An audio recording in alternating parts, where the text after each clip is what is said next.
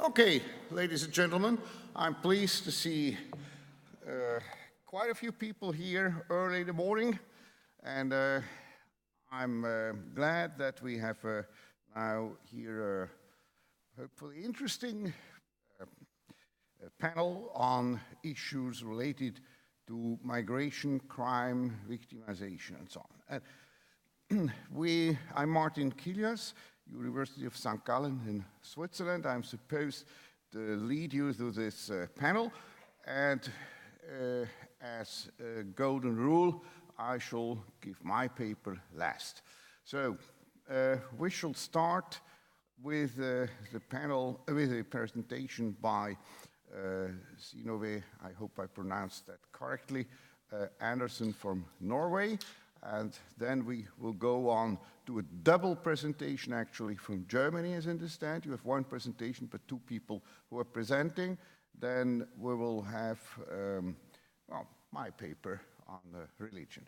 Now, yes, I should also remind you that Graham Hudson, who was supposed to give an analysis of hate crime data using the huge ISRD database, he will not be, he has not been able to come to Stockholm. So we'll have 3 presentations. That should allow us also some time for debate and interrogation, because I would presume that there is quite a lot of room for presentations. Do we ever have a micro then for people that you care about the micro? Is that right? Okay, thank you so much. So, Synøve Andersen, please take the floor. And it has been fixed here before. Can you help us again to put it on? I think I can find it. I can find it. I can try, at least. Well, let's see. Yeah, here we go. Here we go. So if we can just get it up there, then okay, then we're good. Thank you very much, Martin, and thank you guys for coming out early morning. So the paper I'm talking about today is a joint work with my co-author Bjart Holsmark, who is also at Statistics Norway, could unfortunately not be here today. But yeah, this is all work in progress. So if you want to take any photos with your phone, you should keep that in mind if you decide to use it or distribute it in any way. Things might change, but we'll see. There will be a report out at the end of this year. So just to jump right into it, really. We deal with some of the questions that often arise in debates about integration and immigration policy, such as are immigrants more or less criminal than the majority population? What about their children or the second generation? If they are, why is that the case? And if they are, is there anything we can do about it? Given the nature of our data sources, we will focus on the first 2 questions, the more descriptive aspects of this topic. We will try to nest a little bit into the whys, also by looking at variation across different immigrant groups and crime types. Looking at previous studies that compare crime rates among immigrants and their children to the majority population, it really, what you tend to find depends a little bit on where the study is conducted. So painting with a very broad brush, in the States, a common finding is that both immigrants and their children have lower crime rates than the majority population. This is often ascribed to selection processes, but also where it tends to be the case that second generation has higher crime rates than their parents did. So there can be an assimilation process whereby the people who are born in the country are more similar to people who are also born in the country but with no immigrant background. In Europe, the picture is a little bit different. It is more mixed, but generally we tend to find that certain immigrant groups are overrepresented in official crime statistics.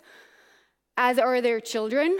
And also here, we tend to find that children of immigrants may be even more criminal than their parents. For Norway, a recent literature review showed that 18 quantitative studies has been published on this topic since 2000. Most of these are based on administrative registers, and the main finding is that immigrants as a group are overrepresented in Norwegian crime statistics. How much varies depending on the design and the data source. And a recent study looked into variation depending on the country of birth. And there seems to be quite consistent differences between different regions and countries, where immigrants from European, North American, and Nordic countries are underrepresented as compared to the majority population, whereas immigrants from African, Asian, and Latin American countries are overrepresented. There are some important limitations to these previous studies. The main one is that they typically tend to use very, very broad categorization. So you will find a typical sort of West versus the rest approach to this. We don't look at where they come from. We group them together and oversimplify a lot. There has also been very limited information used about different crime types. So it's just immigrants and crime, and that's kind of all that we do. And we don't really know how the picture has changed over time. Most studies use a few cohorts, look at them, and that's kind of it, but it's not replicated after a few years, so we don't really know if it changes or not. There has also been very few studies of the children of immigrants or the second generation. This is primarily due to age. Due to the composition of the immigrant group in Norway, very few of children of immigrants has reached the age where they can be charged and prosecuted for crime. So this is comprised a small group that we can't really say much about. The study that we are now conducting seek to explore variations in registered crime, because that's kind of all we know about, among both immigrants, children of immigrants, and the majority population. It should be mentioned that the second generation is still a very small group, so we are not able to be as nuanced as we are for the immigrant group. But we are able to do some things. We will also focus on the development over time. We have complete population data from 92 to 2015 at this point. If you looked at the title on the program, it says 25 years. This is only 24. We might get the 2016 data, but we're not quite sure if they will be ready in time yet. We'll also explore variation across immigrant groups, and then we'll use the information of the country of birth for immigrants or the parents' country of birth for the second generation. We'll try to use information about individual countries as long as it's possible and we can get enough individuals into each group. We will also look into the reason for immigration, and instead of just saying where you come from, say, why do you come? Because we believe that that can be a meaningful and somewhat different approach to understanding both the history but also the opportunity structures that face immigrants when they come to Norway. We will look at crime type. I will not talk about it here today. And we will also look into how much compositional effects on age and sex affect the results that we find, or just the crude overall crime rates. So for now, I can't talk about it all, even though we are only 3 people. It's not, it's a lot to go through. So I will focus on the difference between immigrants and the majority population. I will briefly mention children of immigrants, but I'm not going to go into it in a lot of detail, also because we're not really done with that yet. I will show you the numbers displaying the development over time, because I think it's interesting and something we don't really know that much about yet. And then we will focus on the variation across immigrant groups and the importance of compositional effects. So very briefly about the data. We use information from the Norwegian Population Registry covering the entire population from 1992 to 2015. And here we include information on permanent residents who are 15 years of age or older. That's the minimum age of criminal liability in Norway. And that leaves us with a total of about 5.5 million people. And when we follow them, break that down into a longitudinal file with one observation per year per person, we end up with a person year file of about 91 million observations. We also include information about their immigration status from the same registers, and as I said, we'll focus on both the country of birth and the reason for immigration. I'll talk a little bit about the different categories in a bit. Then we combine these data with data on investigated offenses. These originate from police data and are available in the same time period from 92 to 2015. And this data it's a complete list of all offenses that has been completely investigated by the police, after which the police has identified a main suspect. So we start off with one event or one record per event, and then we collapse it into a person year file, again, to merge it onto the population data. And then we include information there about what type of crime they have committed. So we do use dichotomous outcomes. It's like at least one offense in a given year, at least one traffic offense, violent offense, and so on. And we merge these data sources using the unique 11-digit personal identification number that is issued to everyone who's born in Norway or to immigrants with a permanent resident permit. So looking very briefly at the total data set, for the entire person year file, we see that about 91% is born in Norway to parents without an immigration background, while about 8% has immigrated themselves.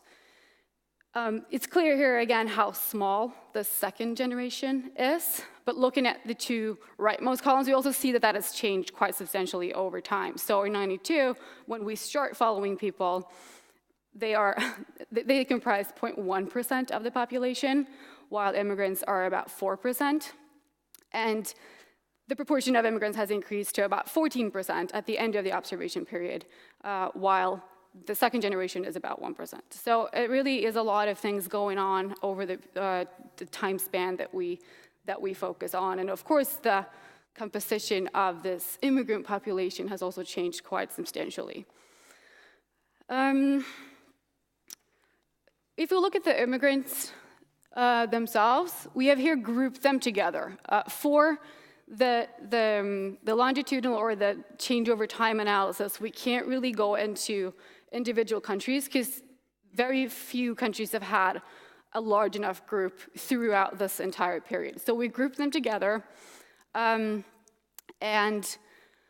as you can see, the West here there's quite a lot of countries in it, but the main reason for adding North America and Oceania to it is there are so few people in Norway who have immigrated from those countries, so we kind of have to do it in order to make the models converge. The largest group in total, I mean, we said this is a fairly equal distribution between the Western countries and the Asian countries, but here also it's clear how the composition of the groups have changed over time. The largest change is then in the Western group and the Eastern European group, where we see that the proportion of people from Eastern European countries has increased from about 8 to 37% over time. The largest change happened after the 2008 EU change, where more Eastern European countries were included in the European Union and could move more freely to Norway and other countries. This is the reason for immigration. Just to mention at the bottom there, you see the Nordic countries. That's not really a reason to be from a Nordic country, but it's just they don't have to provide a reason. So we don't really know why they're there, but to include them, we We just label them Nordic so that they can be included in follow as well. The largest group in total are family immigrants. These are both people who come to marry and establish a family in Norway with a Norwegian citizen, and it's also people who are reunited with their family members. This has also changed a little bit over time. We also see how the group of work immigrants has increased over time for the same reason, as I mentioned, with people from Eastern European countries. So let's move on to the results. These show the number of charged offenders in each year per 1,000. And the green line here shows you the majority population. This will be the same in all the figures I'll show you. So we see then about 20 per 1,000 and 2% of the majority population is charged with at least one offense throughout the follow-up period. The purple line is for immigrants, and as we can see, it is about 10 percentage point higher, or not even percentage, yeah. But the most striking feature of this graph, I guess, is the yellow line where we look at the children of immigrants. So basically it is a lot higher, but it is also decreasing quite substantially from about year 2000 and onwards. And that is a trend that we do find in a lot of the analysis that we do, that the differences between these groups, they take the pattern, as has been shown in previous studies, but we do see that differences diminish, decrease over time. An important question is, of course, what about the demographic composition? And here I've just showed you the age distribution in the three groups. And I mean, you can barely see the greens there, but there's a fairly equal distribution of different ages. And of course, it's decrease. I ended at 80 here. It goes on a bit further. Some people get really old. But the most important thing is, of course, you see how young the group of our second-generation immigrants really are. So accounting for age is extremely important here. And we do that in a very easy, straightforward way. We basically, we calculate the age and sex-specific crime rates for the immigrant groups in each of the years between 92 and 2015. And then we create a new group with the size and crime rates of this immigrant group, but with the age and sex composition of the majority population. So we get new numbers that show the crime rates, what the crime rates would be if the age and sex composition were the same as they are in the majority population. And if we do that, we see that the differences, they become smaller, but they're still, they're still there. Looking at, we can talk a little bit more about this later. I just need to go through this. This is the numbers broken down by the country of birth, and this is just immigrants. And we see there that immigrants from Western countries are charged at a lower rate than the majority population, while the others are charged at a higher rate. The highest are immigrants from African countries, but again, we really do see here again the same downwards trends as we saw in the previous graph. Accounting for age and sex, it looks like this. Differences are smaller. Again, they are still there, and the pattern, like the relative pattern between the groups, remain quite consistent. Looking then finally at the results broken down by the reason for immigration, we see here that, again, green is the majority, and people who come to Norway to go to school are not all that criminal, maybe not that surprising after all. This is a very small group, and you'll see when we break it down by age and sex, it starts to bounce around quite a lot. The work is charged at a very similar rate as the Norwegian-born population without immigrant parents, while both family immigrants and also then refugees are overrepresented, the latter group to quite a substantial extent. Again, repeating myself a little bit, the age and sex composition of these groups matter, and we do see a drop, while the only thing that's really changing is for work migrants, where you see that after we control or take account of age and sex, they are actually underrepresented as compared to the majority population. So to sum up, both immigrants and their Norwegian-born children are, as groups, overrepresented as charged offenders in Norway based on these police data.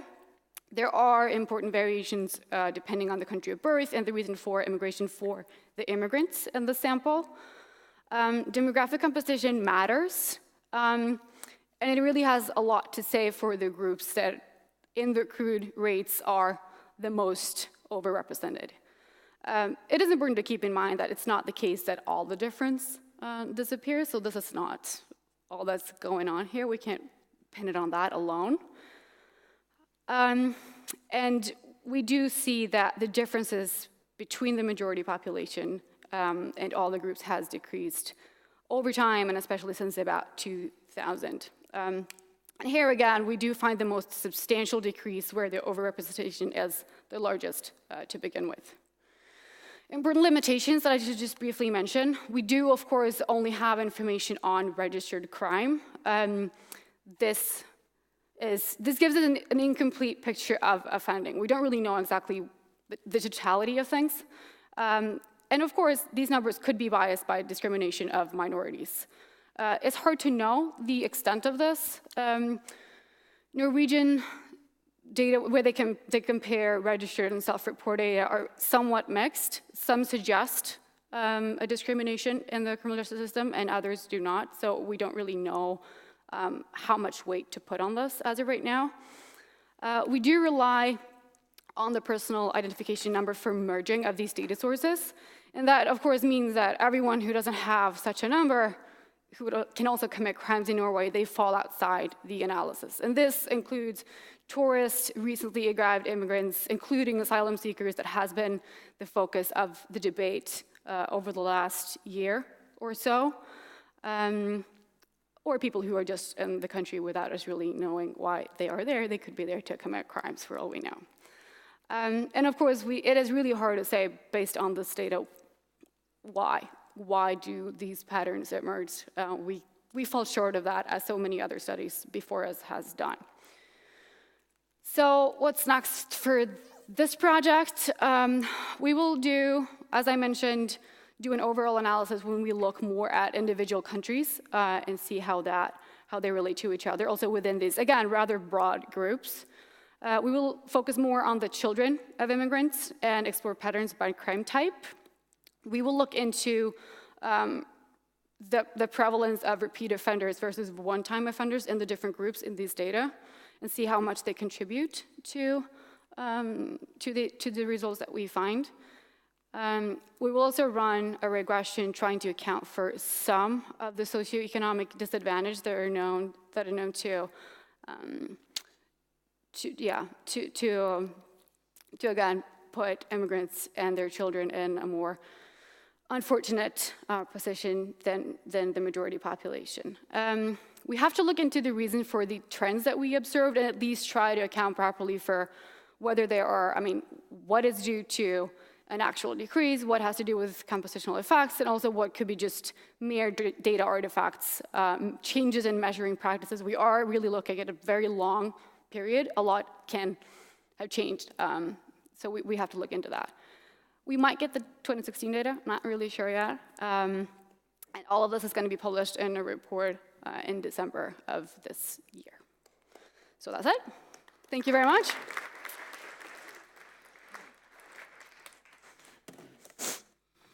Well, I think we take the questions perhaps after the three presentations because I guess there are also not overlaps, but a lot of links between what you have, Synøve, just presented us and presentations that we will hear right now on. Now I leave the floor to Dominic Kudlacek. Are you starting? Perhaps you come up also. Huh? Later on? No, kommen Sie doch. Yeah. Hi, everyone.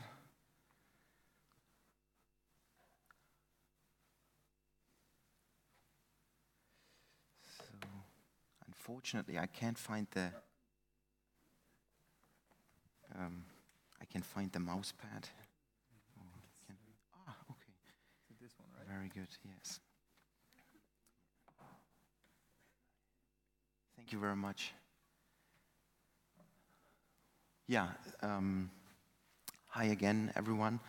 My name is Dominic, and together with my colleague Laura, I'm going to give you a presentation today about the victimization experiences among refugees in Germany. We're going to present you results from our survey we conducted among refugees in Germany. Before we come to the results of our study and the design, just give me the opportunity to give you a brief insight about the situation in Germany currently. Well, we know that 64 million people are seeking asylum all over the world. So, and we all have those pictures in mind here, a picture from Aleppo in Syria, and it shows the dramatic situation we have in the moment. And on the right side, we have a map showing the routes of immigration to Europe in the moment. And those routes will be very important for, or they will explain lots of results we're going to present you. As you can see here already, there are two main routes. One is going through Turkey, and the other one is going through the Mediterranean Sea. And that's pretty important to keep that in mind, that people who are traveling to Europe over the Mediterranean Sea, they have to cross various other countries. While people coming from Syria, they just have to cross the border to Turkey. That explains a lot of our results, but we'll come back to that later. In Germany, currently 745,000 people applying for refugee status in 2016.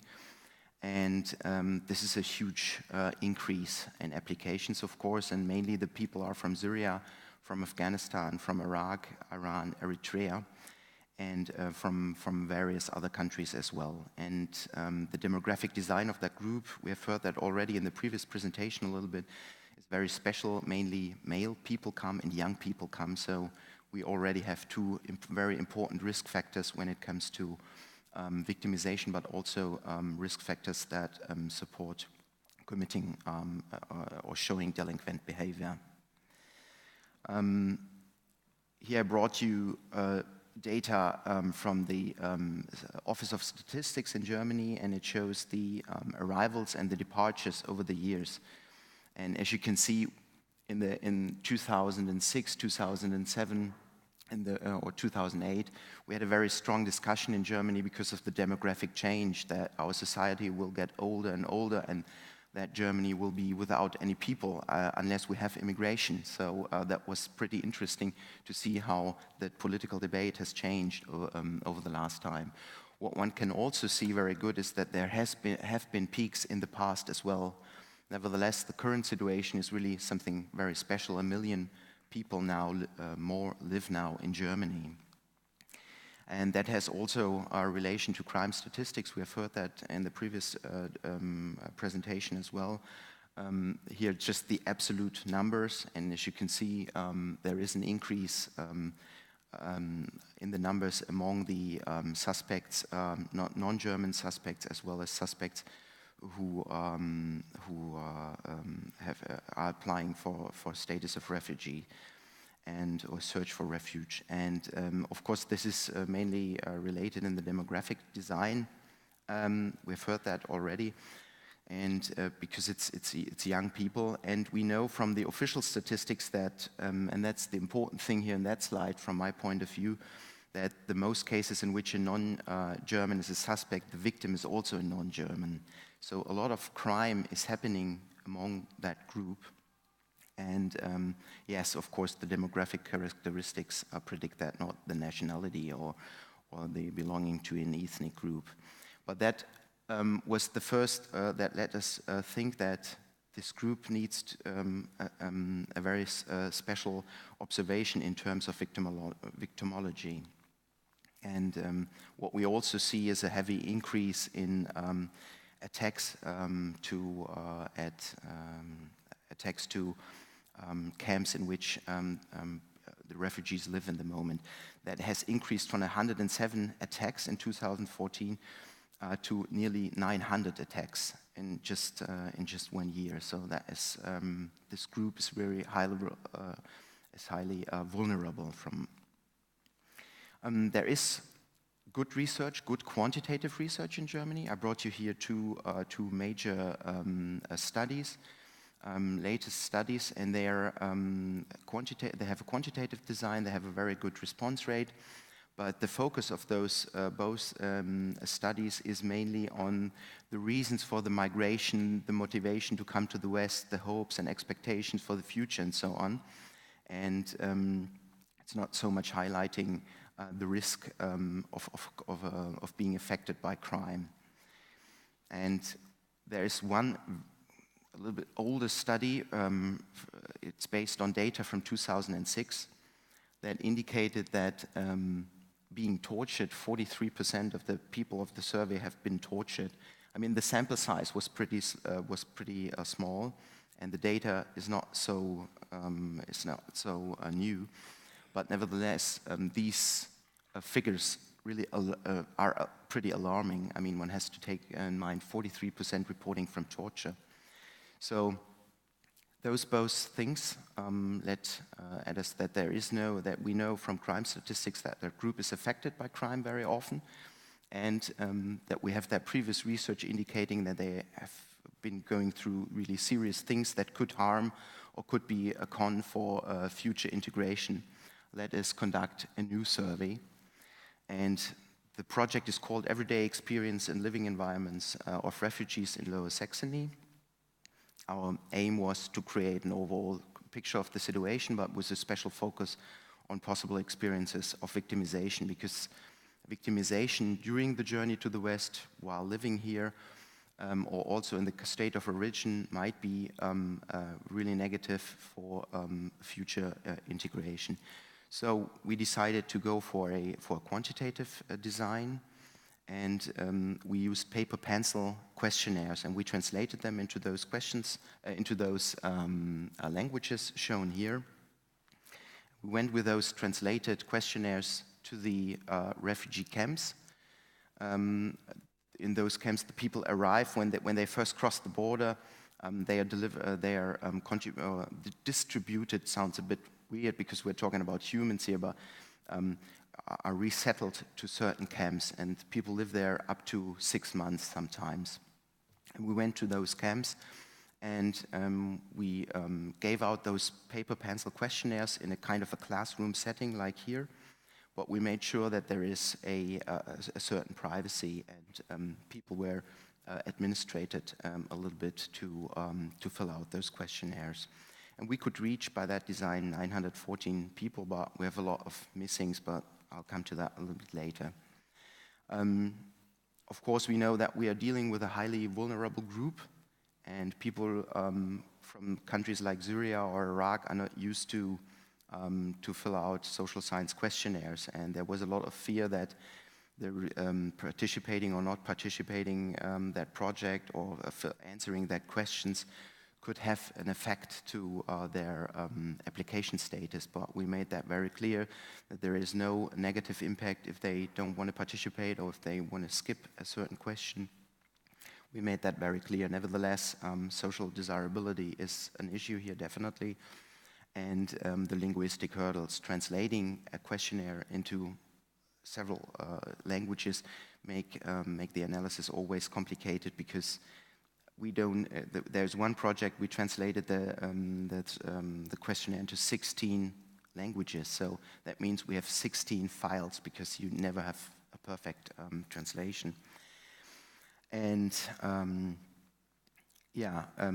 again, we know that we were dealing with a highly vulnerable group.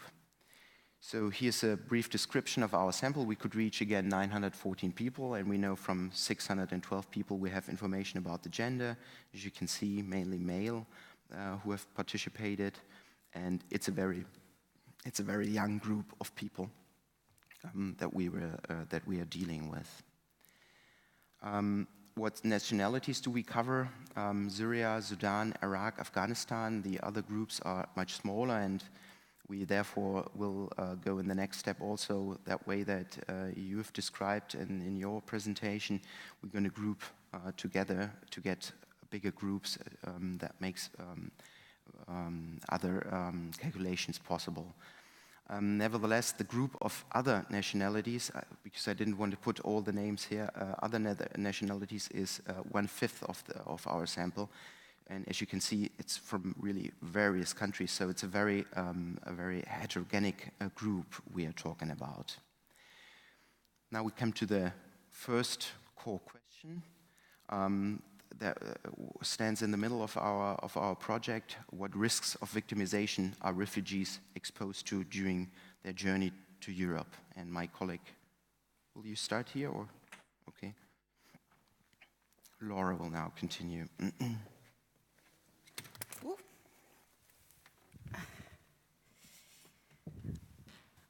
Yeah, thank you, Dominic.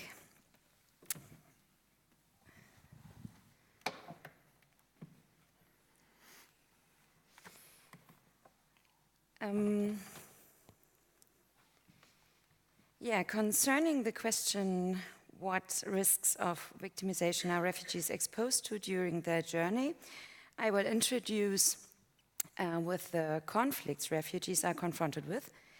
And we asked them, during your migration, were you involved in any conflict with the following organizations or people?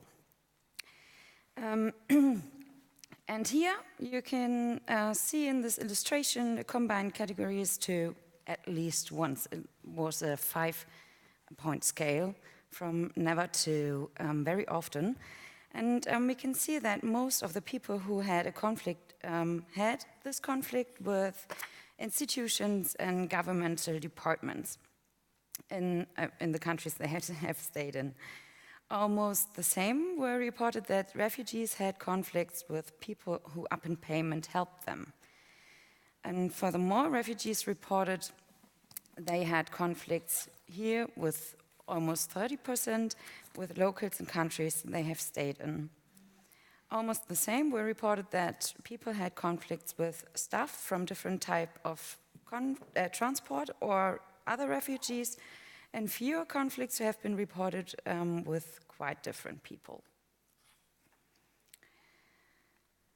We were also interested in where the conflict took place, and so we asked the participants, where did the conflict take place? In this illustration, you can see where the most conflicts took place, focusing the conflicts with institutions and governmental departments. The conflicts took mainly place in the countries of origin. Furthermore, the main place of conflicts with people who are up in payment help the refugees is the route, respectively, during the journey. At first, we asked very sensitive for conflicts. Later in the questionnaire, we were interested in the experiences with crime. And we asked which victimization experiences they have made. So we asked the participants, have you at any point during your migration and or in Germany experienced the following? And in this illustration, you can see the answers of ever experienced. As you can see, more than 1/3 of all participants who answered this question have experienced theft. Almost 30% experience bodily harm, and a bit more than 1/4 experience bodily harm with weapons. Almost 1 in 5 who answered the next item experienced fraud and or blackmail. Sexual harassment and sexual assault were reported by almost 10% of the participants. And solicitation to commit a crime or the contact to somebody who wants to recruit them for political or religious groups were reported by almost 7 and 12.5%.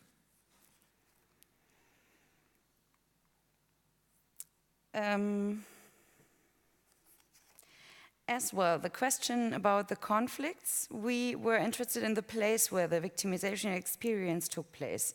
In detail, we asked if they did this on their way to Germany or in Germany so far. And our illustrations show that the most victimization experiences took place on the way to Germany. Now we're gonna have a closer look on relative risks getting victimized by different offenses during the journey to Europe. We see here a comparison of one country to all other illustrated country or listed countries. The relative risks here on the right side explain us the higher risk to get victimized by theft and fraud in relation to other countries or regions. For our interest, we will have a look on these countries below. What is it? In this case, Lebanon and North Africa, the factor here on the right side shows us what relative risk the people from Lebanon and North Africa get victimized by theft and fraud during the journey to Europe. With the people from with the help from this analysis, we can identify vulnerable groups in comparison to all other groups. Here are shown countries or regions. And people from North Africa and Afghanistan have a relative higher risk than all the other here shown groups to get victimized by bodily harm with or without weapons.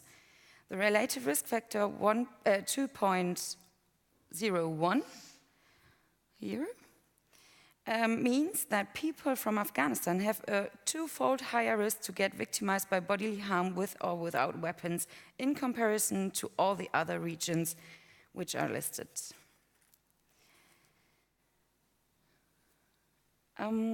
People from Lebanon and Central Africa have an almost 3 times higher risk to get in contact with people who would recruit them for a political or religious group than all the other groups. Furthermore, North Africa has a twofold higher risk than all the other countries or regions. People from Afghanistan have the highest risk to get victimized by sexual offenses than all the other groups, and the risk is here almost 5 times higher in comparison with other groups. Also, see North Africa. We can identify the people from there are a high-risk group with a relative risk factor of 3.4. So we come to our second core question: how stressful are the different experiences?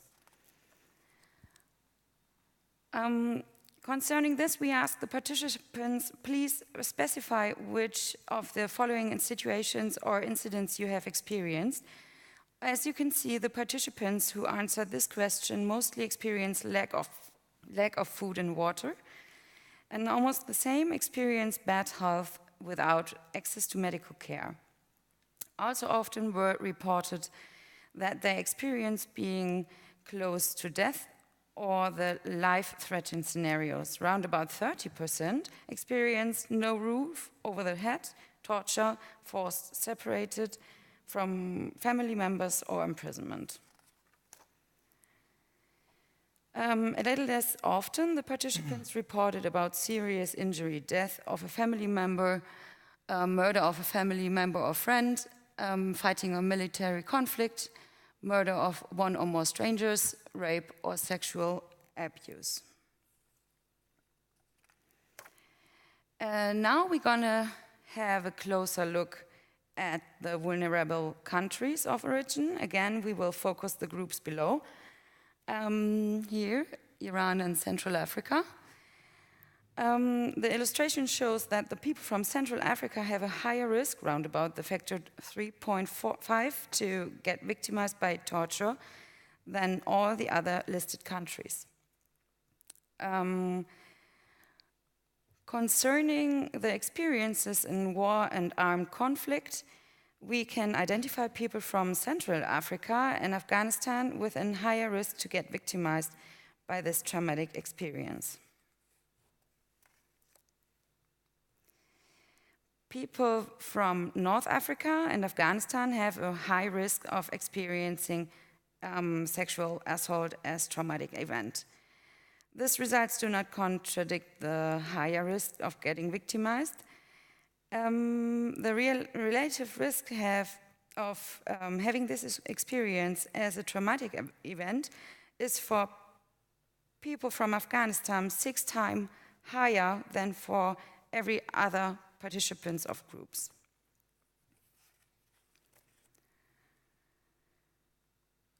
Now we want to have a closer look on the consequences the victimization experience and traumatic events could have.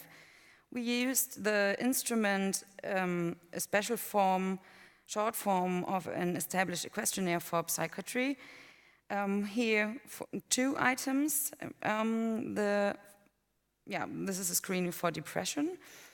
The analysis of relative risk identify people from Lebanon as a vulnerable group with a higher risk to have a depression as a consequence of the experiences. Also, people from North Africa have a higher risk to get a depression with their experienced traumatic events. So if we talk about possible consequences, we do not forget the consequence PTSD, the post-traumatic stress disorder.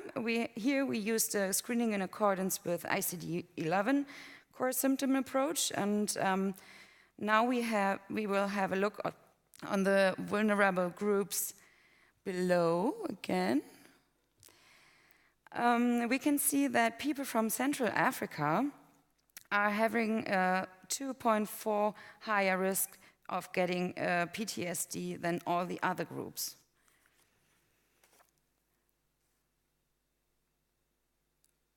What kind of factors can be identified which could have a protective influence on this victimization experiences? So we prepared a binary logistic regression for identifying some risk and protective factors. Here in the first row, you can see that women are getting significant often than men victimized by sexual assault. Men are getting victimized significant often than women by bodily harm. The contact to human trafficker shows a higher risk in general to get victimized by blackmail. And here in the least row, in the last row, we can see that education has a protective influence of getting victimized by sexual harassment. We also tested different other items, for example, traveling alone or traveling with kids and age, and we could not identify some significant effects on it. So I want to sum up the results. I give you a short conclusion. We saw that refugees had mostly conflicts with institutions and departments and people who up in payment helped them. The conflicts they had took mainly place during the journey to the West. Almost 3/4 of the survey participants who ever experienced victimization were either robbed, deceived, or physically injured. Our results indicate that people from North Africa and Central Africa are exposed to a higher risk of getting victimized than all the other groups. And education appears to have a protective impact on victimization. And women suffering a higher risk of sexual assault while men are exposed to a higher risk of bodily harm. And contact to human trafficker increased the risk of blackmail. So I just want to say thank you for your attention. And yes.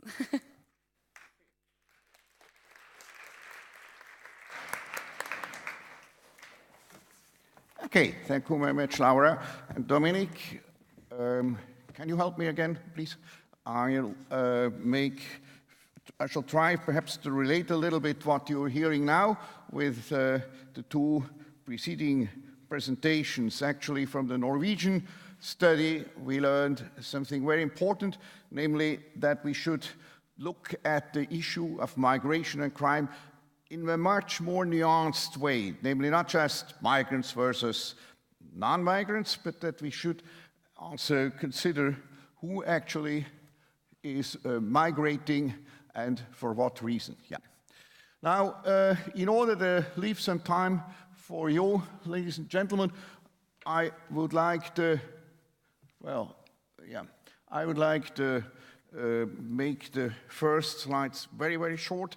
In fact, what we're talking here about is self-report data. Remember, Synøve has mentioned that self-report data might be helpful. And thanks to the international survey on self-reported delinquency, in so many countries, actually currently it's 37 countries, including Germany and many other Western European countries, and a few Asian countries also, Indonesia, India, and so on, we can now make a cross-national comparison of this issue.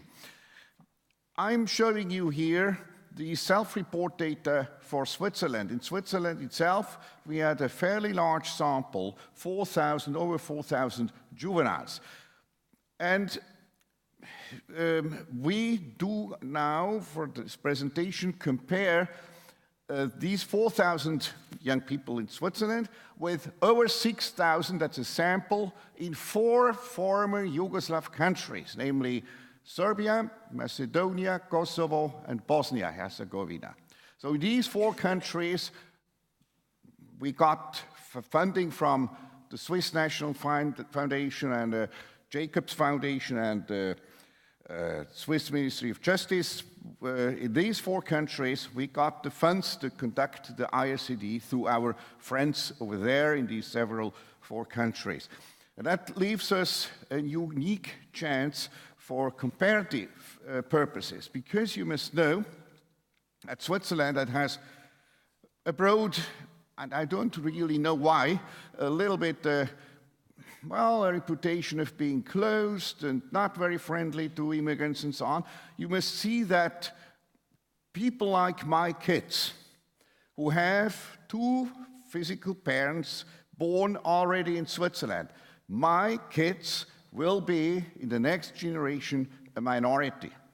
Most kids in my country, a slight majority for the moment, in the age group we are looking at, that's 13 to 16, roughly speaking, the majority or slight majority are foreign-born somehow. I mean, with at least 1 parent of immigrant background. That's, I think, unequal to any other country in Europe. And that has gone on quite peacefully, actually. There's not that much strain about migration, although, of course, there are tensions. Now, now you must see that among our total sample of about 4,000, we have roughly 2,000 kids of a migrant background, and of which nearly 500 in former Yugoslavia.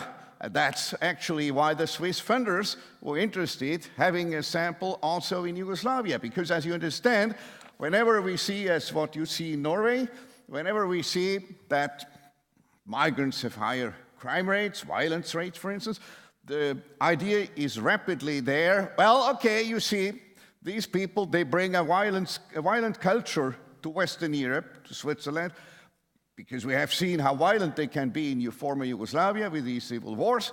So therefore, obviously, they bring the violence to our country. And therefore, it is very interesting to have a sample over there to compare with. And what we see, it's not what I'm going to show, that's why I'm saying it as an introduction. What we see is that offending rates are fairly low among Swiss juveniles of Swiss descent, both parents born in Switzerland. They are very low, about equally low, in former Yugoslavia. And they are much higher, 3 times higher roughly, among migrants. And interestingly, not that much difference between migrants with a background in former Yugoslavia and migrants from all over the world. Interestingly, migrants are quite similar in this respect. And it suggests that would be one possible conclusion about migration. Maybe migration as such is a problematic experience for children. That could be actually the case. Now here today, I'm going to talk about another tricky issue, namely religion. And here you have just, very shortly, a demographic picture. These are the Swiss kids. You see about equally Protestant Catholics, many people without a denomination, practically no Muslims. These are the juveniles in Switzerland with any immigration background, and here a background in the former Yugoslavia. You see here a majority are Muslims, and of course practically no Protestants, very few Catholics. And in former Yugoslavia, there are no Protestants, obviously, many Muslims. Now, well, this is the summarizing what you have just seen.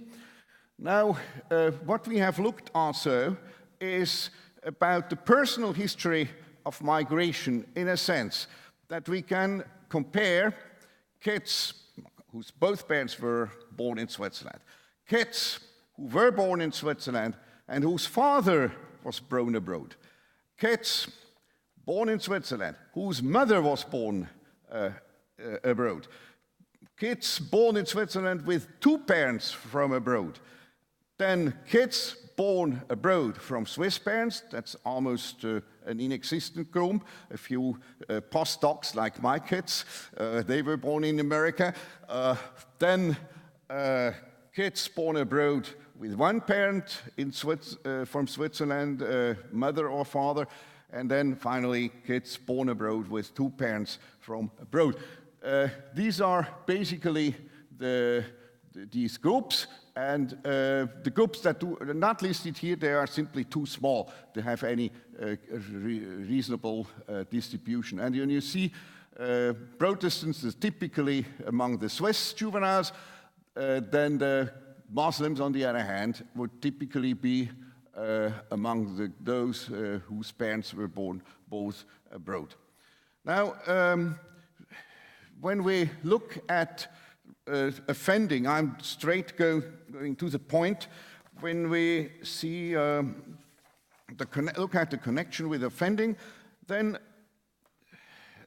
you see with minor offenses, where is that stick? Well, here, minor offenses, you see there are some differences. But that is, minor offenses means shoplifting, graffiti, vandalism, this kind of minor offenses.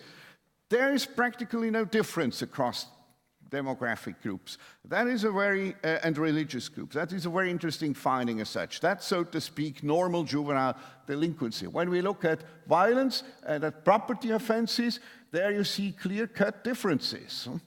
I mean, here the Islamic group is definitely showing far higher rates than, for instance, for the juveniles without a religious denomination or a Christian denomination, except the Orthodox. The Orthodox is a small group, but an interesting group in other respects. Then when you look at property offenses, you would say stealing is highly condemnable in Islamic religion. Despite that, among Muslims, stealing is apparently quite common. That would include here property offenses, would include bike theft, generally vehicle theft, and burglary, and theft of personal items. Now, about drugs, again, a bit a different picture. Interestingly, the two Christian denominations quite low. Those without the religion are a bit higher here than Muslims, and Orthodox fairly high, not extreme. Then when it's about cannabis use, then you can see there is, again, not that much difference here. Obviously, the strong condemnation of substance use in the Islamic religion plays a role. Now, this is perhaps the core of what I can show you here, namely, how do actually juveniles compare by religion? And we have here the juveniles, it's confusing, it's at Swiss youth, but it should read youth in Switzerland with an ex-Yugoslav origin, whose parents or who themselves were born in Yugoslavia. This is the blue columns. The red ones would be simply juveniles in former Yugoslavia. And as you can see, the three groups, those who do not have religion, not that much difference for minor offenses. Here there is some difference. In Yugoslavia, minor offenses are less being committed by Muslims. So in former Yugoslavia, that's a conclusion that you will find again and again, in former Yugoslavia, young Muslims are particularly law-abiding, more than the Christians, and in Western countries, this is not necessarily the case. And when we look at violent offenses, then the difference is quite striking. Here, Muslims have far higher rights. Also, the Christian religions, among the ex-Yugoslavs, this would be mostly Orthodox, I must say, a small group. And then, kids who do not belong to a religion that's a little bit present in the former communist country of Yugoslavia. Of course, you have still some declared atheists, but practically known in the Swiss Yugoslav sample. Property offenses, a very similar picture. Now, drug dealing, again, different, somewhat similar picture. Basically, kids from former Yugoslavia, far higher rates than kids in Yugoslavia. That's the most striking result here. But here, the Muslims are not so much implied, because again, probably this is part of the condemnation of substance use. Now, I'm going rapidly through my paper, I understand, and I'm happy to share that with you. You have my emails, and we have much more published or produced about that. So I'm happy to share a lot of this information with you. Now, the interesting question, of course, is if we find these differences by religion, what could that mean? It means basically Muslims in Yugoslavia, in a majority Islamic area, because in these former ex-Yugoslav republics, we have about 58% are Muslims. So a majority population of Islamic religion. There, young Muslims, very law-abiding. In Switzerland, it's rather the contrary. And why is that the way it is? My guess, and as sociologists, we also have to guess sometimes. My personal guess is that maybe, in an Islamic country, you have a lot of experience as a youngster, an awful lot of social control. And it's not just parental control, because we have compared that. Of course we did what we are supposed to do. You can trust us. We are professionals. We did the control variables that you would expect. Parental control does not make so much the point. It's probably not parental control that is decisive, but all the other adults, that was not measured in our instrument. When you are misbehaving, I would guess, in Sarajevo as a youngster, there will immediately be other people who point at you and you correct you. In Stockholm, presumably, nobody will care about what you're doing because everybody here thinks, well, it's not my business, so the police should perhaps deal with it, but I do not interfere. This is our attitude whenever somebody is misbehaving. And perhaps this kind of, well, I don't know whether we should call it tolerance or non-interference, that perhaps affects the different religions, the different kids of different religion quite differently. Because one could argue that actually self-control could be something behind it. And this is my last slide. You will see here kids say, ranked as high on self-control. And, high and weak, we made a dichotomy. And you find here for the total sample in the Swiss, among the Swiss 4,000, that would mean including all the migrants, you would see a clear pattern. Self-control, ladies and gentlemen, is a typically Protestant value. That's what you can see from this table. Catholics, about 10% less, because they can make confessions. I'm sorry to say that, but there's a different attitude towards sin by religion. When you are a Protestant, you will be responsible and forever, and it's your business to deal with God or whoever later on. When you look at the Orthodox and the Muslims, far lower. So it's striking. I mean, I like irony, and I like also if it's a bit fun and a bit with humor. And as a Protestant myself, of course, I laugh a little bit at this slide, but because nobody ever has done that as far as I'm aware of. But Travis here, she also was a Protestant. Mike Gottfredson is a Protestant. So all this self-control perhaps has reinstated a very Protestant value. Now, the funny thing about this, that in our sample, less than 10% of the young Protestants and young Catholics would say, we are sticking to the religion is important to us. Very different, by the way, for the Muslims. The Muslims in Switzerland, about 1 in 2 says, religion is very important to me. In former Yugoslavia, it's even more than half. Protestants, Catholics in Switzerland, far less than 10%. So it cannot be the church service on Sunday that teaches them self-control. But it has perhaps something to do with the general culture.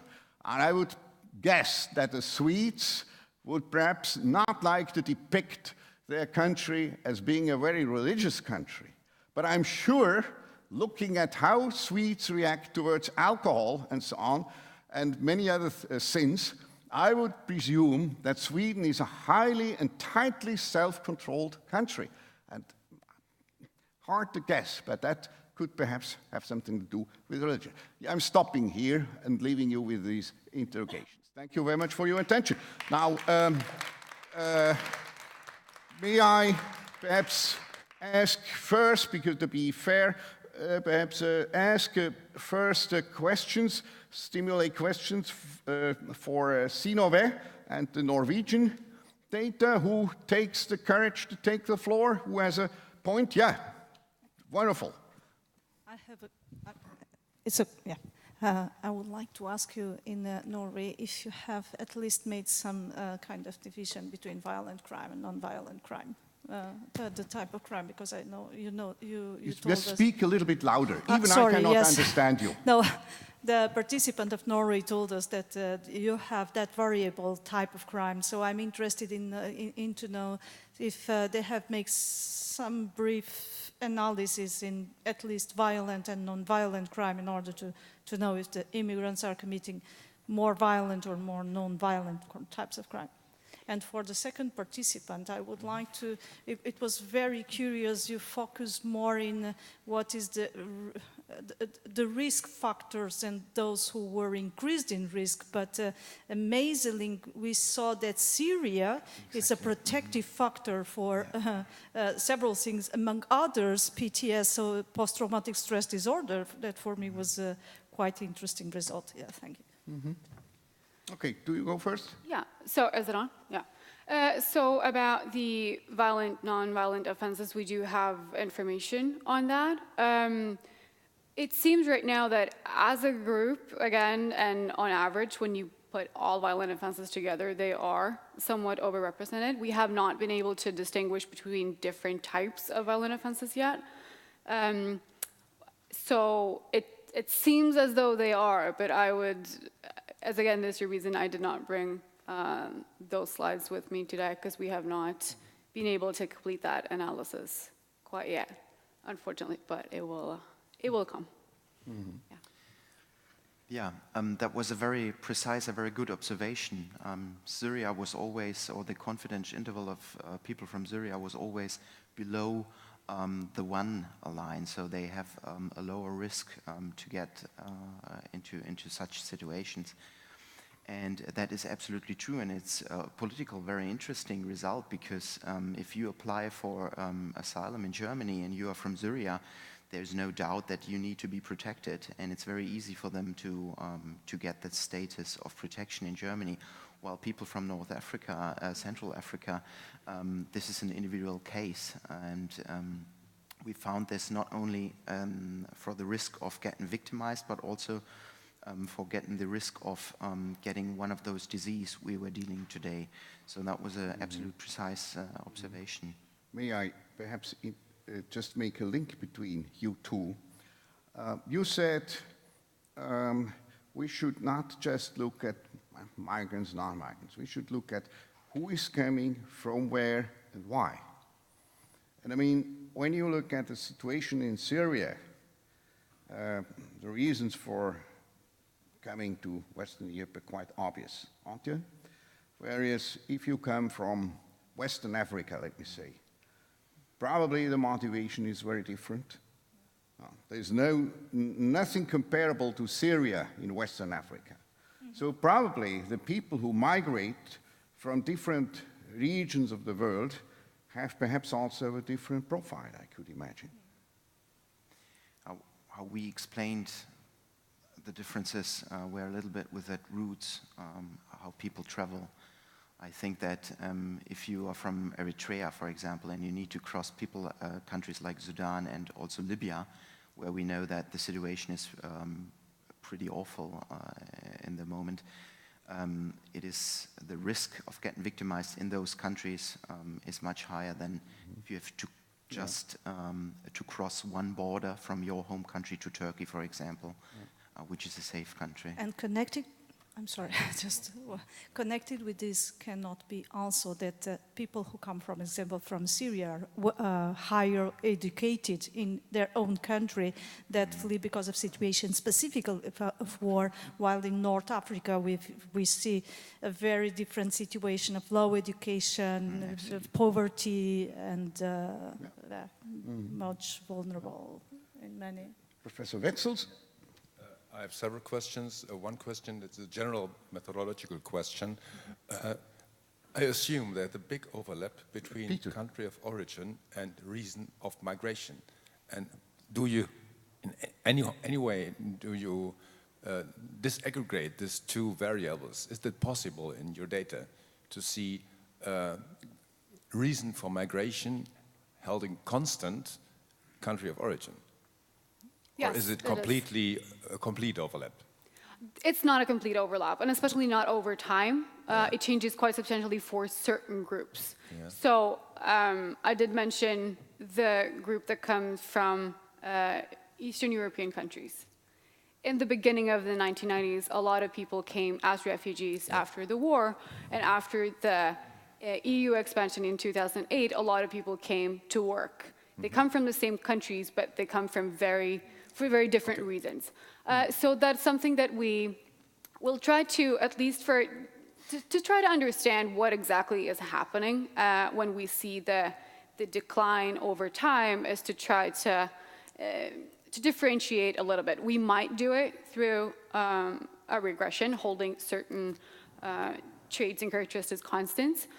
It will really depend on the data, because as I said, some of these groups are really small, but we will try to do that. We have not come to that point right now. Okay, thank you. Yeah. And then an additional question to the second presentation. How can you be sure that people who say they come from Syria really are from Syria? We can't.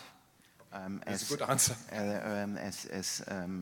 As all the other things, we depend a little bit on this. Of course, it's the language, but because people filled out the Arabic questionnaire, but they could also be from Tunisia and from other countries. By the way, if I may raise a question to Laura and Dominic, well, about 12 years ago,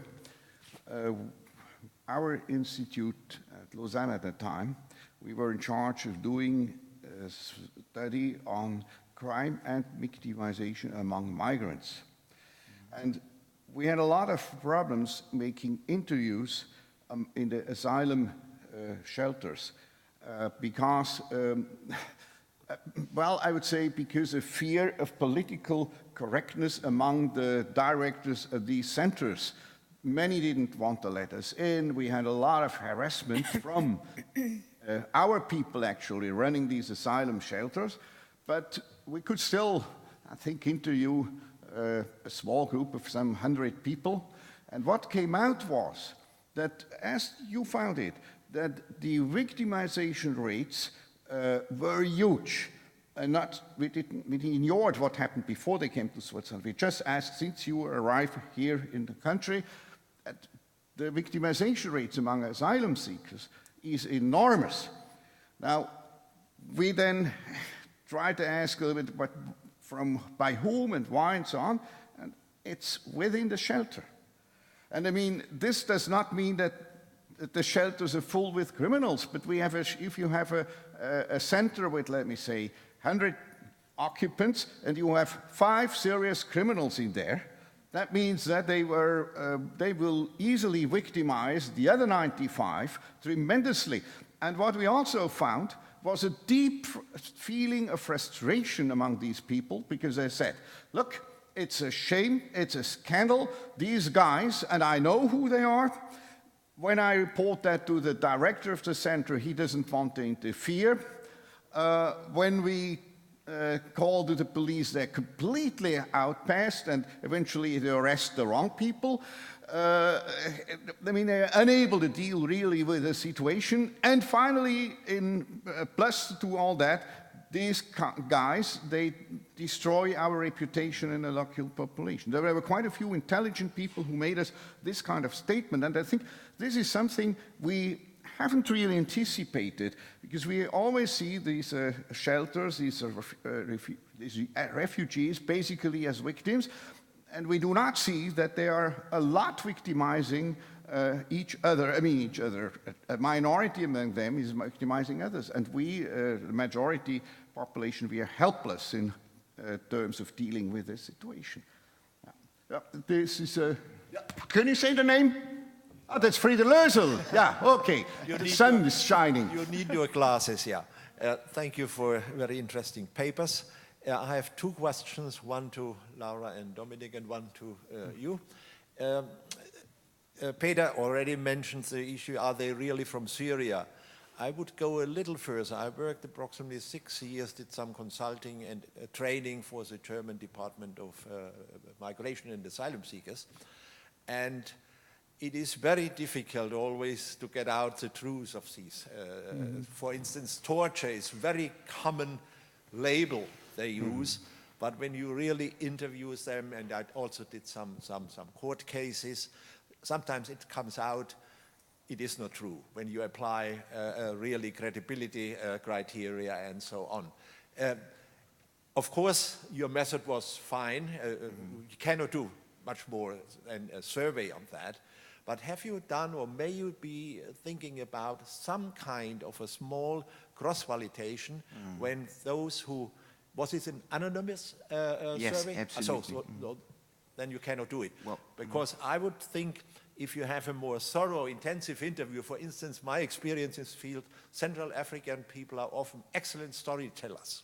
I had one case, at the end it came out it was a fight between gangs, but the original presentation was it was by the police or it was by the state authorities. So As it is anonymous, you cannot do that. Otherwise, I would have suggested to dig a little bit in the validity of the data you get. But then it's over. Martin, my question is, this is very funny. Your data are highly interesting.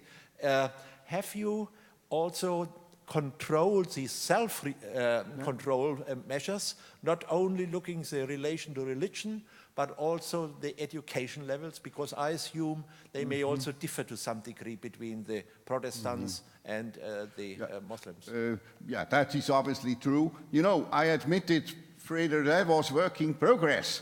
And I claim for sociologists, sometimes they have a new idea. And since the connection between self-control and religion has not really been a topic, I thought it would be wise looking at that. Just as a piste d'explication, how we should say in English, as a possible way to find out more. You are completely right. It may have some connection with education, although the question is then, do those who have better grades in education, do they have that because they had more self-control? Or does education promote self-control? Also, that would be a tricky question. But as such, at face value, I just found these striking differences absolutely interesting. And well, this lady first, sorry. Yeah, thank you. Can you say your name, please? And please keep the micro to your mouth, because it's hard to understand in the front and in the back of the room. Yes, okay. My name is Carina Duggan. I'm a forensic psychologist, and I would like you to clarify two things that made me curious. The first thing was that there was such low figures of sexual victimization, and I was wondering, first of all, there were quite a few women, I understood, that answered the questionnaires, and I would like to know about how many people omitted that questions and didn't answer it. I don't have that in mind, but the cases were pretty low, and you might have seen in these confidence intervals, sometimes the dots in the middle were pretty low, and we had some estimations in which there was 0 cases. And what the system does, if you estimate relative risks, it's a term with a division. And a 0 in a division isn't possible, so the system adds something into that might cause such huge intervals. That is absolutely true. Nevertheless, we could identify, I mean, it's good that we have so low rates at the first stage. The second thing is we could nevertheless identify some groups that are much higher than that. We have seen these North African groups or Central African, and the Syrian and some other groups below that. But it's true, the case numbers for females are pretty low, and from the reports from people from Frontex, we know that people who are traveling through Libya, women who are traveling through Libya, they are exposed to a very, very high risk. But we didn't cover all of them, that's true. And yeah, I would like to comment a question that arose before that. We never know, or we once presented those results and we received a feedback such as, yes, of course, you need to know the people from Syria, for example, they don't fear their application status because they are protected, while people from Africa might feel that they should indicate high risk or something.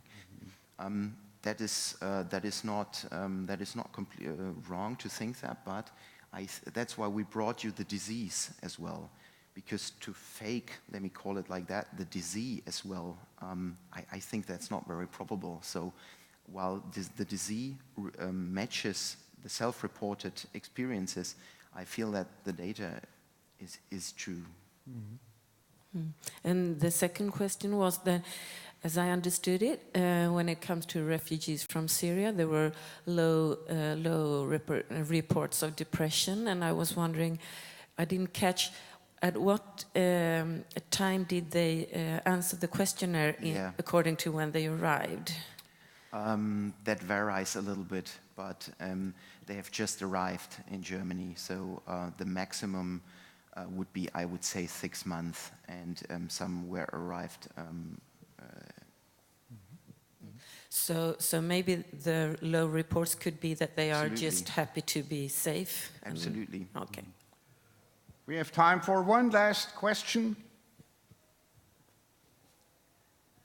Well, if there is none, that's good also, because we will end 2 minutes before the time limit, and I thank you very much. I'm glad that we had such a rich discussion with the audience. I think it was a good experience for us all, and thank you for coming.